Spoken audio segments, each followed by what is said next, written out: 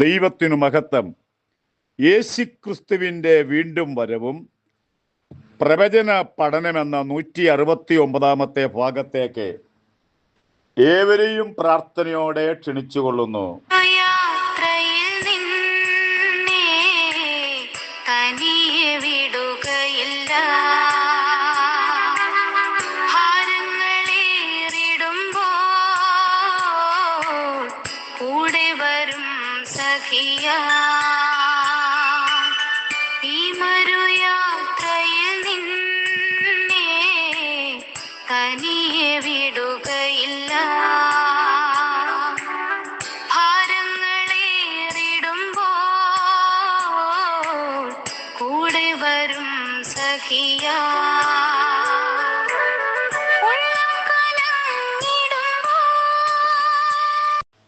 പതിനാലാമത്തെ ന്യായാധിപനായിരുന്നു ഏലി പുരോഹിതൻ.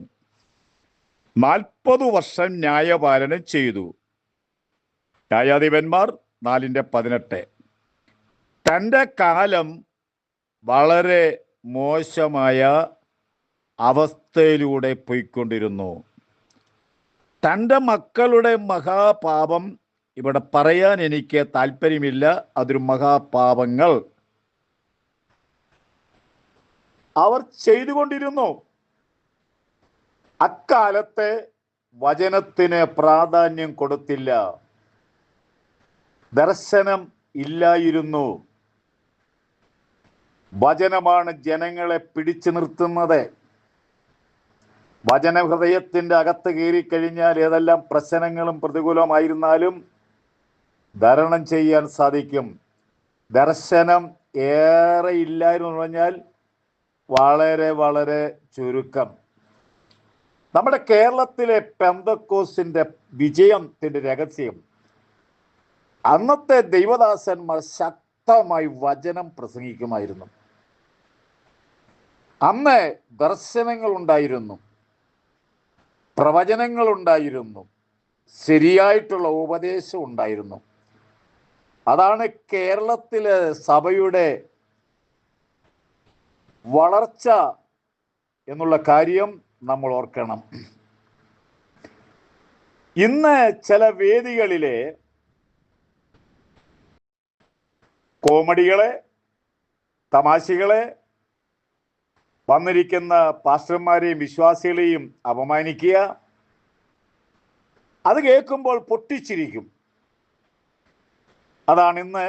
എല്ലാവരുമല്ല, പക്ഷെ അതിന് കേൾക്കാൻ ഒരുപാട് ആളുകൾ വരുന്നുണ്ട്. പൊട്ടച്ചെല്ല് കളിവാക്ക്. തൻ്റെ മക്കളുടെ പാപം ഏലി അറിഞ്ഞിട്ടും അവരെ ശാസിച്ചില്ല, അമർത്തിയതുമില്ല. അവർ ദൈവദൂഷണം പറഞ്ഞുകൊണ്ട് നടന്നു. 3:13.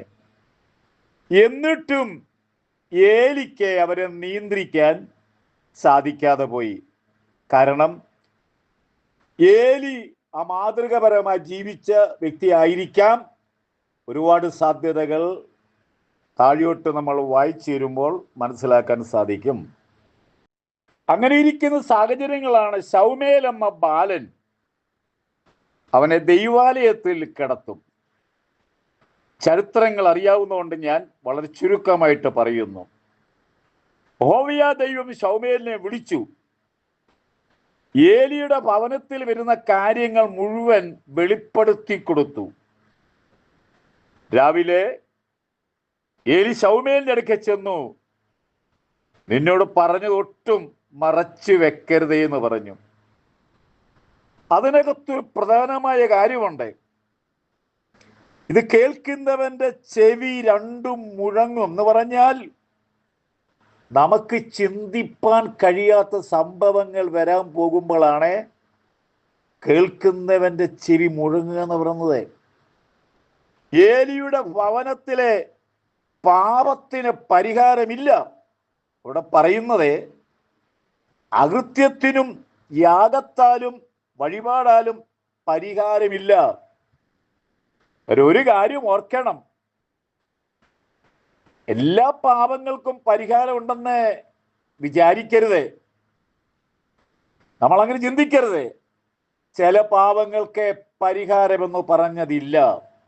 ഇന്നത്തെ ഈ പുതിയ സഭയുടെ കാലയളവിലും നമ്മുടെ ഈ കാലയളവിലും എല്ലാ പാവങ്ങൾക്കും പരിഹാരമുണ്ടെന്ന് വിചാരിക്കരുതേ.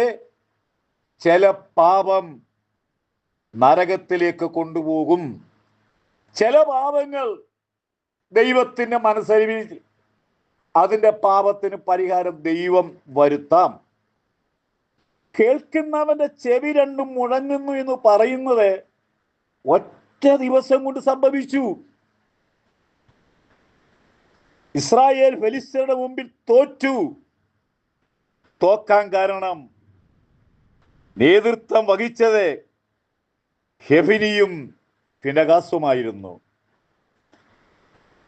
പുരോഹിതന്റെയും ന്യായാധിപന്റെയും മകനൊക്കെയാണ്.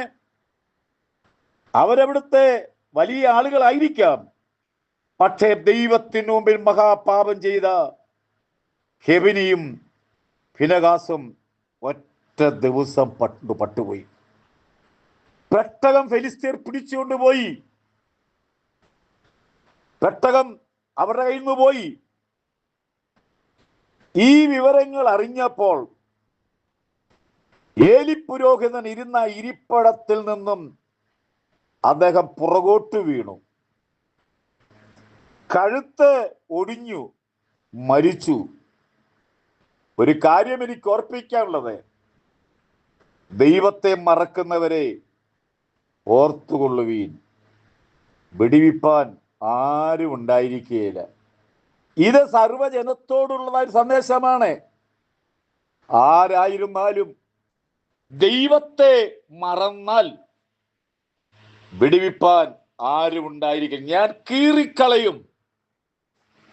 അതോടുകൂടി 40 വർഷം ഏലി പുരോഹിതന്റെ ആ ഭരണത്തിൽ ജനങ്ങൾ വഷളന്മാരായി ദൈവത്തെ അറിയാത്തവരായി തീർന്ന ഒരു തലമുറയായി മാറ്റപ്പെട്ടു കഴിഞ്ഞു. അതോടുകൂടി ഏലി പുരോഹിതന്റെ എല്ലാം അസ്തമിച്ചു. എന്നെ കേൾക്കുന്ന പ്രിയമുള്ളവരെ, നമ്മുടെയൊക്കെ ജീവിതത്തിൽ ഒരു കാര്യം ഓർക്കണം. രക്ഷിക്കപ്പെട്ട ഒരു ദൂതാണ്. വിശ്വാസി കടന്നു വന്നു. നിത്യത നഷ്ടപ്പെട്ടു പോകാതിരിക്കുവാൻ നിത്യതയേക്കാൾ അപ്പുറം ലോകത്തിലൊന്നുമില്ല. ലോകമെന്ന് പറയുന്ന മായയാണ്. എല്ലാം കൈവിട്ടു പോകും. മരണത്തോടുകൂടി നമ്മുടെ സ്വത്ത് പോയി, നമ്മുടെ പേര് പോയി, എല്ലാം പോയി. നിത്യതയുണ്ടെന്നുള്ള കാര്യം ഓർത്ത് ജീവിക്കുവാൻ ഒരു സന്ദേശത്തോടുകൂടി ഞാൻ തൽക്കാലം നിർത്തുന്നു. നമ്മുടെ അരുമനാഥന്റെ വരവേ ഏറ്റവും അടുത്തിരിക്കുന്നു. ഒരുങ്ങുക. ഭാരതത്തിൽ ഉണർവുണ്ടാകാൻ വേണ്ടി പ്രാർത്ഥിക്കുക. ദൈവം നമ്മളെ എല്ലാവരെയും അനുഗ്രഹിക്കട്ടെ.